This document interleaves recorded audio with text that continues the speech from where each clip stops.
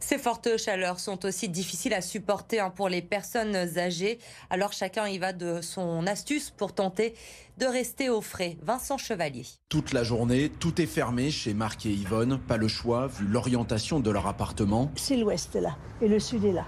Donc forcément, l'hiver c'est parfait, mais l'été, il vaut mieux fermer. Vivre dans le noir, pas forcément un problème pour ces retraités. On a des petits parcs qui sont relativement ombragés et c'est vrai que dans des endroits où on peut se mettre un peu au frais. Jean va aussi chercher la fraîcheur en dehors de son appartement. Pourtant, il a une climatisation, mais elle ne fonctionne plus depuis quelques années et il ne veut pas la réparer. Déjà, l'installation, c'est cher. Avec le coût de l'électricité maintenant, c'est cher. Des publics parfois précaires, dans des appartements mal isolés, au milieu de villes bétonnées. La Fondation Abbé Pierre appelle ça la précarité énergétique d'été. Ça sauve des vies, de passer voir des personnes âgées, de prendre de leurs nouvelles. Sauf que nous sommes rattrapés par le changement climatique. Manuel Domergue, directeur des études de la Fondation. Dans les aides publiques, notamment les aides de l'ANA, MaPrimeRénov', il faut intégrer des gestes de protection face au soleil, des storbanes, installer des volets, tout ça c'est important. En France, plus de 5 millions de logements sont des passoires thermiques.